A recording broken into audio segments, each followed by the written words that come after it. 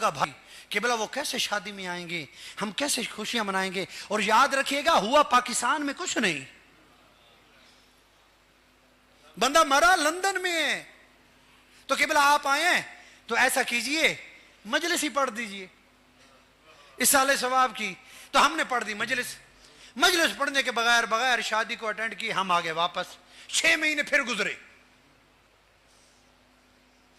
फिर उनकी कालों पे कालें लड़के वालों की कि मौलाना हमने लड़के की शादी तय कर दी है, आपने हतमी आना है, अगर आप नहीं आएंगे तो हमारे ताल्लुकात खराब हो जाएंगे, आपके बगैर हमारी शादी मुकम्मल ही नहीं। हम भी क्या करते, हमारा भी ताल्लुक था क्योंकि मोहब्बत थी ना, हमने आगे से गिला भी नहीं दिया। 6 महीने पहले आए थे तो कैंसिल हो गई थी, नहीं क्यों, क्योंकि यहां पे मोहब्बतें होती हैं वहां पे शिकवे नहीं होते।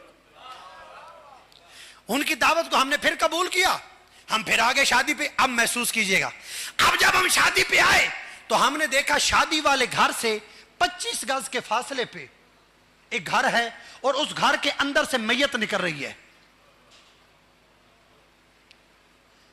मेरे ख्याल आप कुछ पहुंचे हैं, कुछ नहीं पहुंचे। पहले जो मरा था वो मरा था लंदन में। अब जब हम आए घर से 25 गज के फासले पे एक घर है, अंदर से मैयत निकल रही है। हमने फिर हाथ को रखा सर पे और सर पे रख के कहा कि आना फिर हमारा जाया। फिर शादी कैंसिल। लेकिन हम पहुंचे, डक्कुल बाब की अंदर से वो निकले हंसते हुए। उस बार वो परेशान थे, उनका मुंह लटका हुआ था, इस बार हमारा मुंह लटका हुआ था। वो अंदर से निकले बड़े खुश होके और हमारा चेहरा देख के कहने लगे मौलाना आपका चेहरा उतरा हुआ क्यों है। मैंने पूछा चेहरे को छोड़ो, ये बताओ शादी होगी।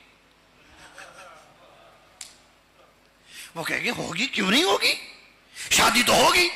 मैंने कहा वो जो सामने एक बंदा मर गया है, तवज्जो, वो जो सामने एक बंदा मर गया है, तो वो कहने लगे किबला ये जो मरा है ना इसका हमसे कोई ताल्लुक नहीं। बोलिएगा, ये गैर हैं, इनसे हमारा कोई ताल्लुक नहीं, ये गैर हैं। मैंने कहा अजीब बातें करते हो, अभी 6 महीने पहले कोई लंदन में मरा, आपने शादी पाकिस्तान में मुलतवी कर दी। अब आपके घर के साथ एक बंदा मर गया है, आप शादी कर रहे हैं। तो वो मुस्कुरा के कहने लगे किबला वो जो लंदन में मरे थे